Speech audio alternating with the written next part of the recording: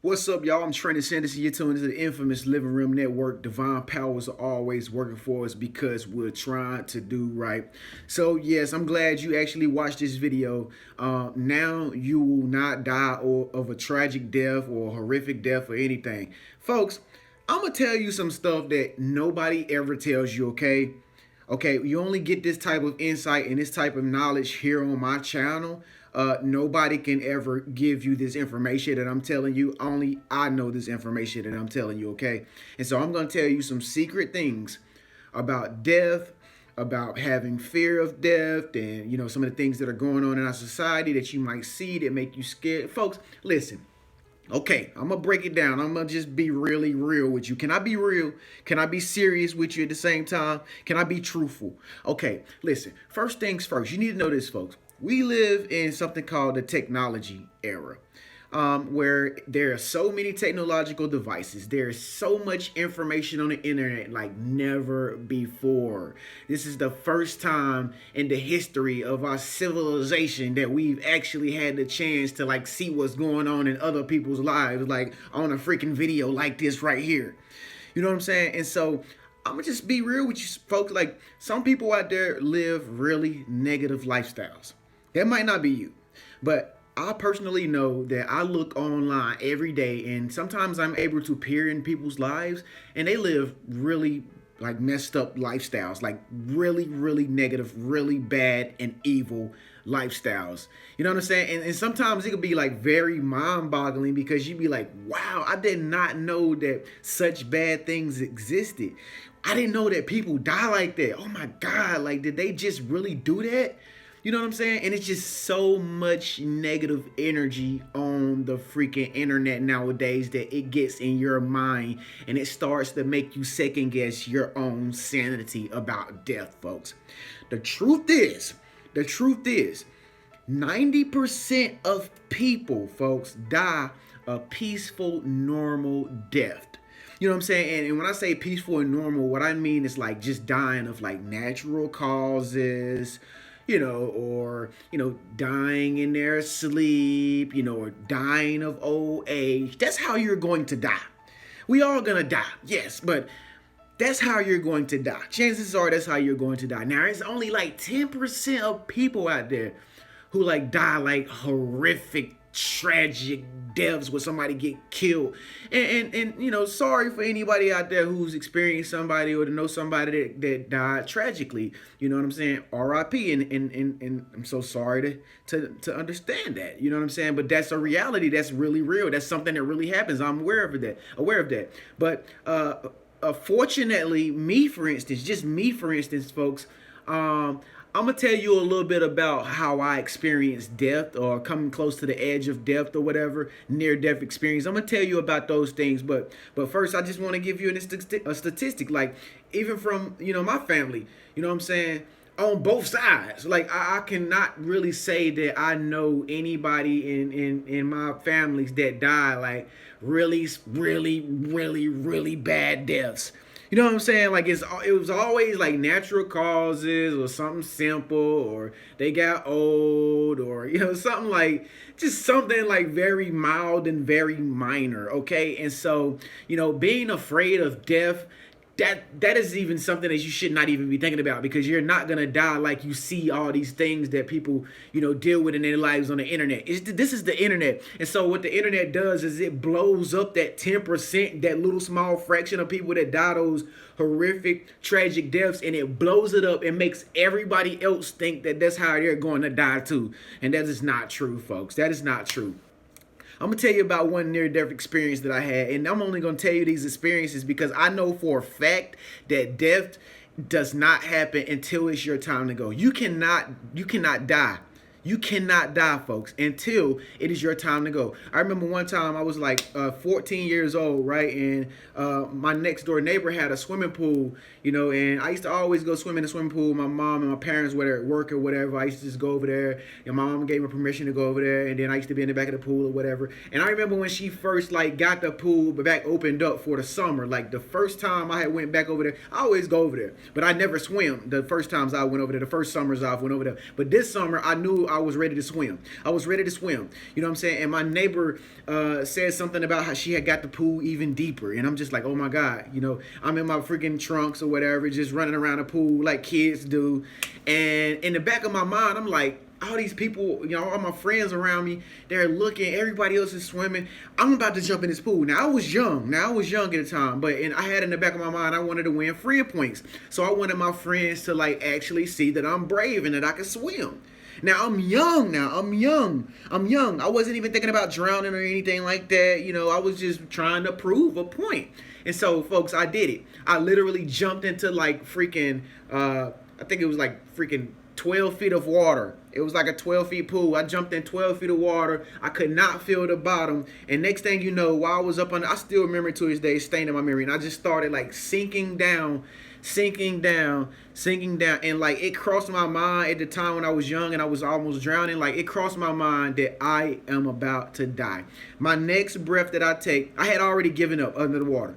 I said to myself, I say, you know what? I'm going to give up. This is it. I'm about to take my last breath and this is it. And so the moment like I closed my eyes to like just give away, you know what I'm saying? I was just like, like that. I heard like a splash come in the water for some weird noise come into the water. It was a splash. And then I like opened my eyes back up again while barely still holding my breath. And like this arm comes into the water and like reach and like, I don't know, it's like my body went in like autopilot and I reached for it myself. Like, I don't know, something in me like reached for this freaking arm that came in the water to like, I don't know how I even reached it to this day. And I was just pulled up out of the water. And I'm just like up there like, what did just happen? I was about to die. And like for like a long time, I could not stop thinking about that near-death experience. I had another near-death experience where I was out hanging with my cousins. I was still young again. I used to get into a lot of stuff when I was young. I was hanging with my older cousins. It was like 6 or 7 of them. I used to always go to their house and hang out with them and do grown boy things. At the time, I was a little boy. And so one night, me and my cousins was like super duper bad, super duper gangster and like thugged out. You know what I'm saying? I think they carried guns and everything on it. It was super duper like bad, man. Like bad. And like one night when we were walking back home, I can remember it like yesterday. And next thing you know, like this car comes down the road and we're in front of the car. Like we're like 100 yards in front of the car and we can see the car speeding up, and then we just like, what is this car doing flying down the road? What is this car doing flying down the road? Like it's going really, really fast, and next thing you know, we just kind of like start trotting like, what, is they drunk or something? And there wasn't no lights on in the car. It's getting dark, like it's near dark. Their lights should have been on.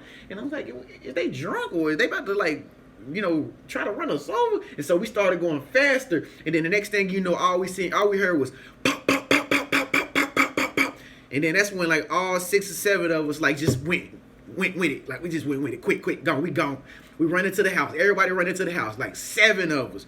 And I think they had left me behind, and like one of my other cousins, like in the midst of running, he like came back and picked me up, and all I could hear was, and so as I'm running with as I'm like in the arms of my cousin, like running at the time, folks, I remember like this day, I remember a bullet zipping past my ear, like zip, like that, just like that. I'll never forget it. It sounded like, just like I said, it was like zoom. It was like a zoom, like zoom. And it was so fast that I could feel the wind gust coming off of the freaking bullet. And I don't think the bullet was nowhere like near me, like really close, but it was like somewhere like over, like this far over. And I heard it zip past me. And then after it zipped past me, I felt like the wind gust like in my ear, on my side of my face. And I just knew like if my head was over there or if my cousin had me like running with me like that, I probably would have got shot and killed. That was another near-death experience. I also had another near-death experience where my mom was gone from work or whatever, and I had to make sure I always cleaned the house up. And so my little younger brother at the time was my little younger brother. I used to always have to watch out for him because mom was at work or whatever. She worked hard for us. Shouts out to mom. But I was trying to clean the floor, and I had this bottle of Pine Sol, right? I had a bottle of Pine Sol, and I would pour in the pond salt in the bucket. I poured the pond salt in the bucket, and I just stuck the mop in the bucket, and I just literally started mopping the floor. Now, I'm old enough to clean. I done cleaned before. I don't know what got into me that day. I don't know. But I think I was trying to rush to get outside, and so I was trying to hurry up and clean the floor. What I didn't realize was I didn't put hot water or any type of other substance inside of the pond salt. And so I didn't have any ventilation in the house either.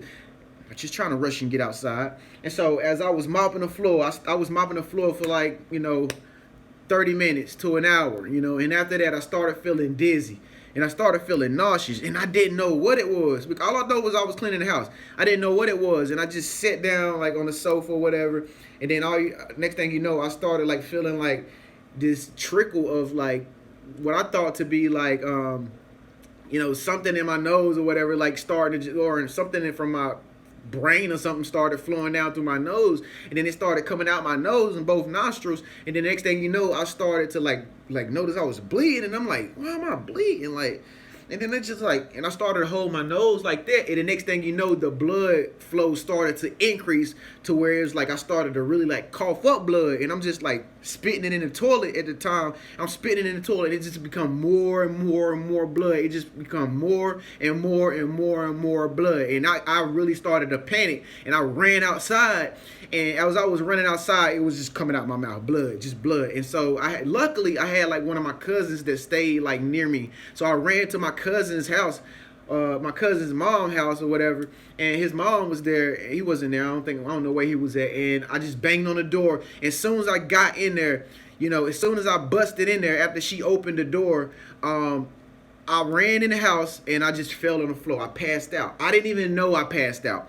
All I can remember after that was when I woke up, I had like a thing on my face from the paramedics, and I seen paramedic bags beside me, and there were people over me, and I was just like, what happened? And it was like, you just lost like near a gallon of blood.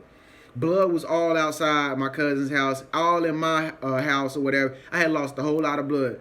And so that was a near-death experience. So if I would have died, I wouldn't have even knew I died. I just woke up. By the grace of God, I just woke up. And so in all these experiences, folks, you can't die even if you wanted to. It's a time for you to die, folks. It's a time for you to die. You ever see that thing like Russian roulette where the guy puts the bullet inside of the gun or whatever and he shoots and it doesn't go off? That's what I'm talking about, folks. You can't try to kill yourself. Nobody can kill you or nothing. You can't die not unless it's time for you to die. You have to speak life into your life, folks. Another way that a lot of people, I know this video is getting long, but I got to tell y'all this. But the reason why so many people end up in bad situations and negative situations and end up dying and stuff like that is because they speak death into their life. Folks, it's in the scripture. It's in the scripture. Proverbs 18:21. The tongue has the power to speak life or death. Those who eat of its fruits, or those who love it, will eat of its fruits. Basically what it's saying is you have the power to speak life into your life versus death. Some people speak death into their lives by saying things that, might happen to them. Some people predict their own death, and they just sit there and think about all the ways that they're going to die and this and that. And all along, what you're doing and what that person was doing was they just manifesting it. Because if you keep thinking about it, the universe is going to create circumstances like that, and it's going to put you in situations where it's like you are, you become victim to the circumstances or whatever, and you probably end up getting killed. It's just like, speaking life or death. So you have to speak life. You have to speak life into your life, folks. So I want you to repeat after me. If you're still watching this video, I want you to repeat after me, okay? Listen. Say this. Say, I will speak life into my life after this video. Say that. Some of you didn't say it. I want you to say it now. I will speak life into my life. I'm confused. I will speak life into my life after this video. Okay. All right. I hope that you did that. Don't speak death into your life. I will speak life into my life after this video. Don't speak death into your life, folks. And I just got off the phone with a great friend of mine, and he gave me this piece of advice, which I'm going to tell you, folks, on how to live in the present moment. Because the reason why you probably fear death or you fear dying is because you're probably thinking about something in the past that's happened, like a near-death experience like I had. If I sat and thought about all those experiences In the past, I would literally create another opportunity for something like that to happen by thinking about it and manifest it into my life. Or if you're thinking about something in the future that is not here and you don't even know the future, nobody knows the future. So if you're thinking in the present moment, like right here, right now, or after this video, when you're always thinking in the present moment, that is life, folks. That's life. So stop thinking about things in the past that you can no longer like resurrect, or you can't take back, or near death experiences you may have had in the past or whatever. There's nothing you could do about that anymore, folks. And there's damn sure ain't nothing you could do about the things in the future. Live in the present moment and you will always be happy, folks. You will always be happy. Trust and believe. In the words of Aisha, you will always be happy if you just live in the present moment. Stop thinking about the past and stop thinking about the future. Live in the present moment. Okay, so this is what we're going to do to confirm that you will only speak life into your life after this video, and that you will not die a tragic death or anything. You will die peacefully like 90% of everybody else does. And we're going to confirm this right now, and we're going to throw all fear into the trash can, and we're never going to fear our lives anymore.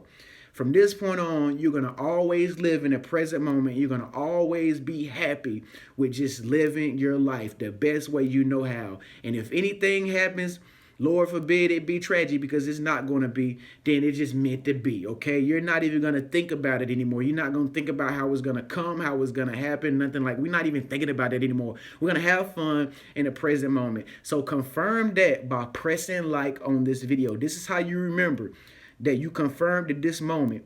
From this point on, you will be happy and live in the present moment, and you will only speak life into your life. So go ahead and confirm it by pressing thumbs up on this video. If you do not press thumbs up on this video, chances are you're going to go back to thinking like you used to think, in that fearful mindset, and you don't want that. Okay, so I'm hoping that you press thumbs up to confirm it. Okay, it's done. We don't even remember it anymore. We don't remember it anymore. It's over. Thank you so much for tuning in, folks. I'm Trent Sanderson of the infamous Living Room Network. Please make sure you subscribe to this video over here in the bottom right-hand corner. Make sure you subscribe, because I want to see you in the next video. I'm going to talk about these BET Awards in the next video. I thank y'all for tuning in. I'll see y'all. Peace.